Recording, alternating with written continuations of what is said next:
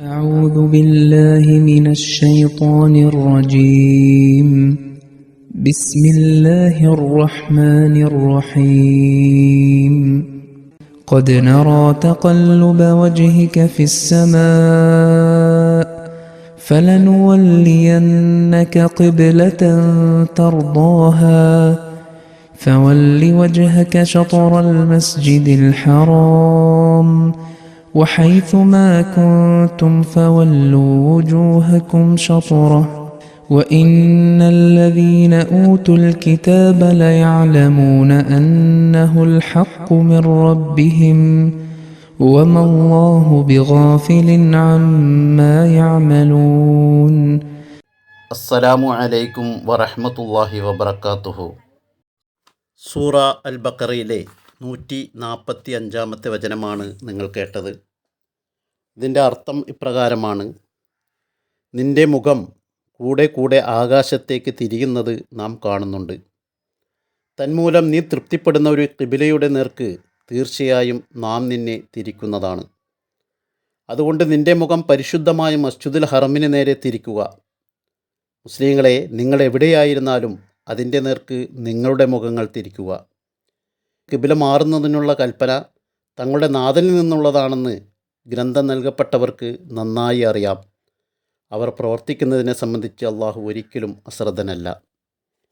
ഈ ആയത്തിൻ്റെ വിശദീകരണത്തിൽ ഹദ്റത്ത് മുസ്ലിം മൗദ് റളിയല്ലാഹു അൻഹു മുന്നോട്ട് പറയുന്നു: വ ഇന്നല്ലദീന ഊത്തുൽ കിതാബ ലയഅലമൂന അന്നഹുൽ ഹഖു മിർ റബ്ബിഹിം.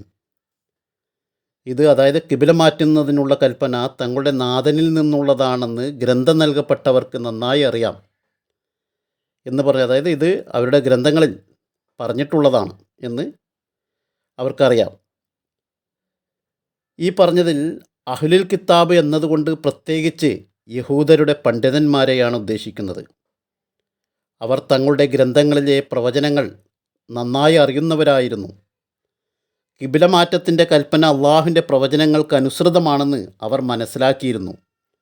എന്നാൽ എല്ലാ അഹ്ലുൽ കിതാബും, അതായത് യഹൂദികളും ക്രിസ്ത്യാനികളും ഇത് സ്വീകരിച്ചില്ലെങ്കിൽ അവർ ഹൃദയപൂർവ്വം നബി സല്ലല്ലാഹു അലൈഹി വസല്ലമിൻ്റെ സത്യസന്ധതയിൽ വിശ്വസിച്ചിരുന്നില്ല എന്നാണ് അർത്ഥം. അവർ നബി സല്ലല്ലാഹു അലൈഹി വസല്ലമിനെ പഴയ പ്രവചനങ്ങളുടെ പൂർത്തീകരണമായി കണക്കാക്കിയിരുന്നില്ല. ആയതിനാൽ ഇവിടെ അല്ലദീന ഊത്തുൽ കിതാബ് എന്നത് യഹൂദരുടെ പണ്ഡിതന്മാരെയും നേതാക്കളെയും മാത്രമാണ് ഉദ്ദേശിക്കുന്നത്. അവർ അമ്പിയാക്കളുടെ പ്രവചനങ്ങളോട് നല്ല ബോധ്യമുള്ളവരായിരുന്നു.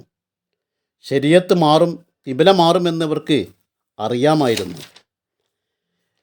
ജനങ്ങൾ നേതാക്കളെ പിന്തുടരും. അങ്ങനെയാണിത് സംഭവിക്കുക. ഇത് ഭാഷാപരമായി അഹ്ലുൽ കിതാബ് അറിയുന്നു എന്ന് പറയുമ്പോൾ അവരുടെ പണ്ഡിതന്മാരെയാണ് സൂചിപ്പിക്കുന്നത്.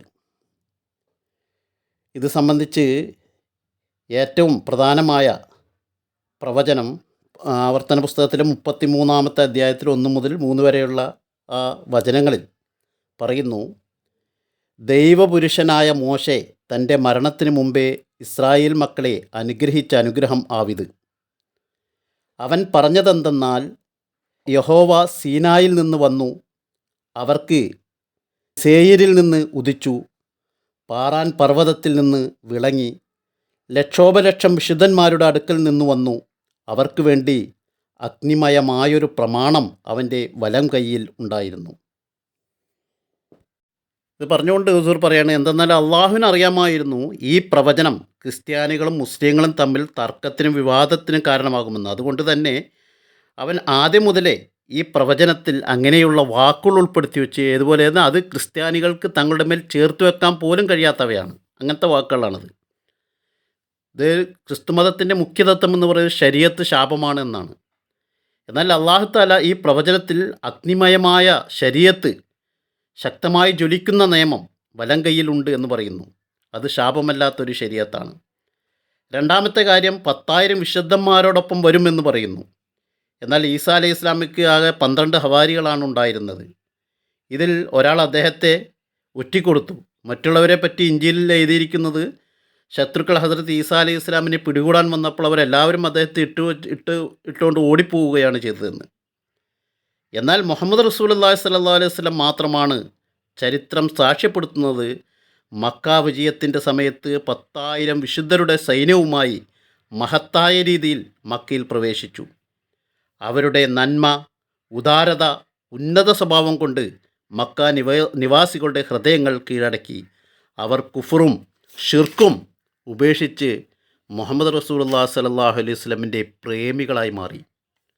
പിന്നെ മൂന്നാമതായി പറയുന്നു ഫാറാൻ പർവ്വതത്തിൽ വരുമെന്ന്. അത് ഫാർവാൻ പർവ്വതം എന്നുള്ളത് മക്കയിലെ ഒരു പർവ്വതമാണെന്നും ഹുസൂർ പല ചരിത്രങ്ങളുടെ അടിസ്ഥാനത്തിലും പഴയ ഗ്രന്ഥങ്ങളുടെ അടിസ്ഥാനത്തിൽ നമ്മൾക്ക് വ്യക്തമാക്കി തരുന്നുണ്ട്. പിന്നെ ഹുസൂർ ഇതിൻ്റെ മറ്റൊരു വശം കൂടി പറയുന്നു. ഇന്നല്ലദീന ഊത്തിൽ കിതാബ ല യഅലമൂന അന്നഹുൽ ഹഖ്ഖു മിർ റബ്ബിഹിം എന്ന് പറഞ്ഞതിൽ, അതായത് നിശ്ചയമായും അഹ്ലുൽ കിതാബുകൾ ഈ സത്യം, ഈ കിബില മാറുമെന്നുള്ള സത്യം അറിയുന്നു എന്ന് പറഞ്ഞതിൽ, ഈ അഹ്ലുൽ കിതാബ് എന്നതുകൊണ്ട് മുസ്ലിങ്ങളും ആകാൻ സാധ്യതയുണ്ട്.